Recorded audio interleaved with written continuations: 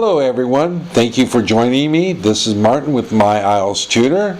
Today I'm going to talk about General Writing Task 1, the letter, and we'll talk about structure. Now I hit on structure a little bit in the last couple lessons, but today I want to really focus on that. So let's begin. Now, first of all, the importance of structure is it's the way the letter is organized, and you need to have a well-organized letter.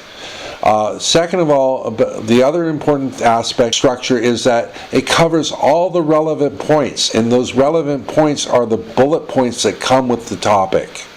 And finally, it makes your reading the letter more coherent, and what that means, it makes your letter more understandable, and that's important. Now, the relevant points. Here I have an example. You are going to another country to study. You would like to do a part-time job while you are studying, so you want to ask a friend who lives there for some help. Write a letter to this friend. Now, the relevant points are these 3 bullet points. The instructions say, in your letter, give details of your study plans, explain why you want a part-time job, and 3, suggest how your friend could help you find a part-time job. You must include these in your letter. Failure to do so will result in a lowered score in task achievement, and that's a criteria for scoring. Now, how do you structure your letter? Well, first of all, you have your greeting. You start with your greeting. Then your opening statement. Then body paragraphs. Then closing statement. And finally signing off, and then a name. Now, the greeting indicates to whom the letter is to, and it should match the tone of your letter. And we have, if you remember, informal, semi-formal, and formal tones. So for example, for tones, for informal it could be hello Frank, hi Mark, hey Sikander. For formal it could be dear Kenneth Johnson, dear Mrs. Roberta Smith, dear Dr. Reynolds. And now our opening statement. This states the reason why you're writing the letter. Again, it states the reason why you're writing the letter. It's the first paragraph of the letter. Now, this can also include other statements such as asking about the person and family, the person you're writing to. And that's usually for informal letters. Statements like, it's been a long time since I last saw you. Again, that's for informal. Or other general statements or basic information such as identification. So, for example here, my name is Jonathan Smith, and I live in the Pierpont neighborhood of our city, which is next to Lake Elizabeth Park. I am right. So the first sentence there is basically an introduction, but the next sentence, which is underlined, is I am writing this letter, and that signals the purpose. And you want to use a signal phrase such as that to indicate the purpose. I am writing this letter in regards to a serious problem regarding the lake itself. So, and this is a formal letter.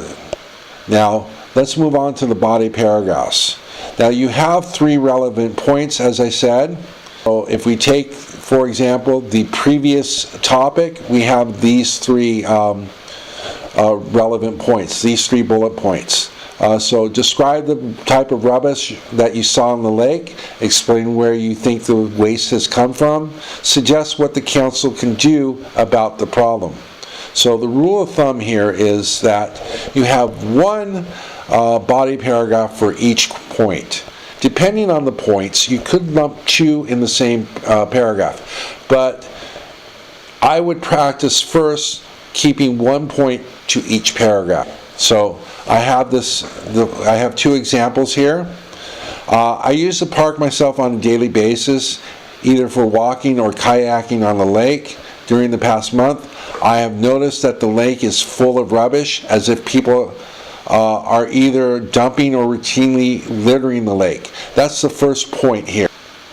And then it gets specific. I have observed plastic bottles, aluminum cans, and paper waste floating floating in the water. So those are the details that apply to the first point. Now, for the second point, I would like to suggest that the Parks Department take a more active stand against littering by imposing fines on those who commit this act. Moreover, the lake itself should be regularly cleared of all trash. One way to do this, so this is actually the third point, and all you see there that is underlined support is basically based on that third point. Now, I didn't include the third point, but two examples should give you a good idea. Now, closing statement.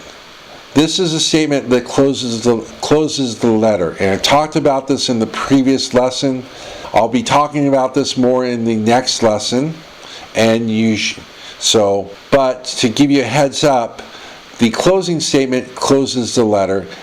It could also include suggestions as how the writer could be contacted or expectations the writer may have regarding the issue.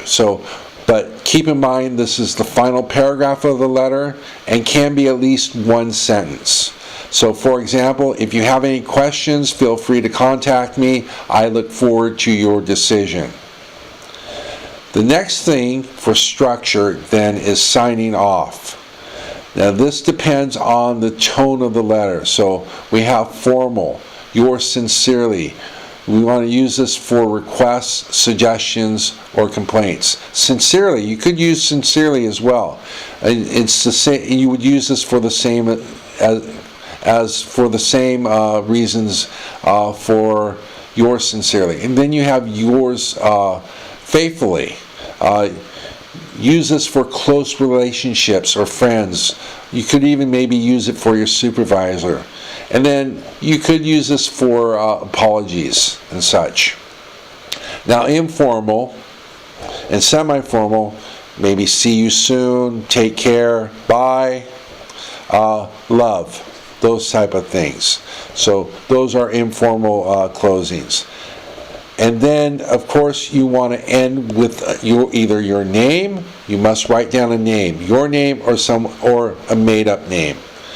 And so now to review the structure of the letter, first of all, you want to have your greeting. You have your opening statement. That's the purpose of your letter. You have your first body paragraph. That's the first bullet point. Second body paragraph, second bullet point. Third body paragraph, third bullet point. Then you have your closing statement. This is a separate paragraph. Signing off, and then a name. So that's it for this lesson. I want to thank you for joining me. Certainly a pleasure for you to join me. And I look forward to seeing you next time. Thank you.